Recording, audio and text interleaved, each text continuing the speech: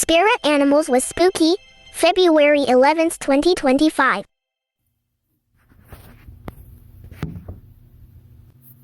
In this world today, we have the two forces that we have to choose from, and it is that we can choose one direction or another direction. And in those settings, of course, we have then the people that are going to be supporting the things that are good, and some people are going to be supporting the things that are bad. And so we have that choice. And when we make our choices, we continue to grow in that direction.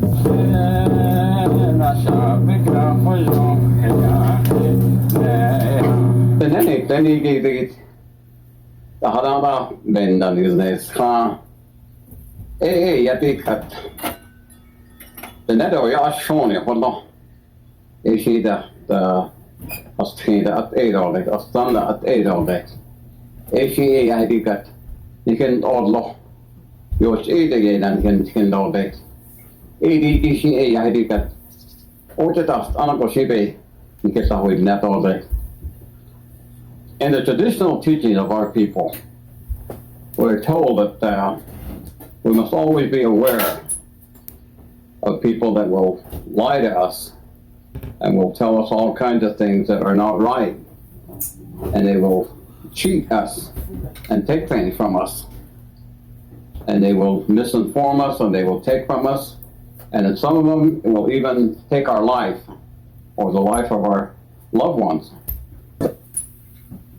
And all of these things and the teachings of Artane come from the being that is Doyash Honi, or sometimes they would say Ayasibatana, where it is the main source is from Black Ye Shin. And it begins not in this life, but in the previous existence in the turquoise world or the blue world, the second world. That is the time when there was a disagreement among the holy people, and it was that one of them became so aggressive and caused so much contention that he set fire to that world. The actual fire was to actually break up the whole idea of coming into this life to continue to grow in greater awareness. It has something to do with the idea of continually growing. And the Black Ye must have had some disagreement about the way we would continue to grow. And it all comes down to the idea of controlling. And so in this world today, we have the two forces that we have to choose from. And it is that we can choose one direction or another direction. And in those settings, of course, we have then the people that are going to be supporting the things that are good, and some people are going to be supporting the things that are bad. And so we have that choice. And when we make our choices, we continue to grow in that direction. And so in the traditional teachings of our people, we have a nosefka, which is to say the continual growth direction. And so we have symbols. And the first symbol that we have is, of course, the way that our hair grows on the top of our head. Sometimes people are confused about saying, what if I have two circles on my head? That's not significant to a lot of the neck. That has nothing to do with it, but it is that the existence of the spiral is there. And it is said to be in the continual growth direction on Nosefka. And it is that these markings are also found on the fingertips and the tips of the toes, is to remind us that we must continually grow. And also in where we are placed as the ne, the way the sun, when it enters our hogan in the morning, it goes shambakeh. Sha is the sunlight, the keh is that path or that circle that it makes in the continual growth direction. And it is the clockwise spiral. It's the way that the ceremonial baskets are woven. It's the way that we enter our hogan. When we come through the doorway, we go to our left. And so it is that everything that we do in ceremonial setting is to always remind us that we are to continually grow in greater awareness of things that are good and things that are bad. And so we have to be aware of the bad people, or the people that will lie to us and misdirect us and even take from us the things that we have to have in our lives. And there are many things we have to have in our lives. We have to be able to provide for ourselves We have to be able to speak to one another without people being offended. And it is that we don't go out of our way to make life uncomfortable for other people. We are to be a people of peace. And it is that the continual growth direction. It says that it is up to us. It is our responsibility to be able to grow in greater awareness of good, and also to understand that there are things that are going to distract us that are not good. And there are people that are either good or people that are bad. And it is not easy to be able to distinguish what is good and what is bad. It is that the only way that we would ever really have the opportunity to know is if we are a people that are going to think, are going to plan, and are going to understand that there's a purpose to life. A purpose to life is to continually grow in greater awareness, and then finally to be able to have some hope or faith in the things that we are not able to see out there so plainly. But it is that we're told, and that means it is up to you to be able to know. And the way you know is by asking the holy people. And the only way that you can ask the holy people is in your prayers. And when you receive the information from the holy people, it's not going to be something that just all of a sudden just falls on you.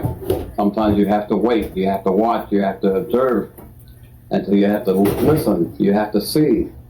And in some cases you have to touch or taste or smell to understand, this is right and this is not right. There are things that we are told in the world today that are not good for us, but yet we are told it is good, and we follow along. And that's the other thing that's part of the teaching. That means don't just follow the herd. Don't just follow along. That means they will lead you over the cliff. And it is not a good thing to do. It's just to follow along. You have to determine for yourself what is good and what is not good. And so there are bad people in the world. Bad people can be a bad man, or bad people can be a woman. And it is not limited to either one being greater in bad things and evil things and that. And that's the other part of the teaching is there is evil. There are things that are being done out there that are just absolutely evil. The taking of life, and the taking of minds, the taking of hearts, the taking away of planning, the taking away of thinking, and the taking away of faith and hope. And these are the things that people are losing in many ways, and we don't even know that is taking place. And so when something like that happens, of course, pretty soon it becomes a normal thing. It's accepted, it's tolerated, and then of course it becomes a part of the way we live our lives. And when you make your life, you have to be very careful on the ingredients you use by associating with the people that have good ideas, and they know how to have joy, how to have happiness, and how to have confidence without being arrogant, and to be able to know what real peace is. Having peace in your life is very important, of course, and having the idea that there is a life hereafter, and that you are responsible. And a lot of times bad people, really bad people, have no consideration at all of the idea that they are going to be responsible in the life hereafter. So they don't believe that there is a life hereafter. And they go and they set up ways to instruct people and discourage people with the idea they are going to be accountable and be able to say that there is an afterlife, and we are going to be held accountable for all the things that we do. And the idea is that there are so many things that we do in this life that we don't realize that we are supporting the things that are not good. So we might get leadership into positions where they lead us in the wrong direction. And yet there are people that are saying, well, he's not good, or they are not good, and all that. How do we know? How do we come to believe otherwise? Is that we always consult with the holy people. And when we receive the information, we receive it in the heart or in the mind. in the spirit. And that is one thing that we have always been told, is that the good will always be within your ability to comprehend easily. And the evil things are the things that will take a while to be absorbed, as it is continually given to us, one piece at a time, just a little bit here, a little bit there, and pretty soon it's like some of the things that we'll talk about probably, that little by little, if you put somebody in there, a frog or something, in a pot of water, that when you turn up the heat, it's comfortable until it is eventually boiling, and it is something that destroys.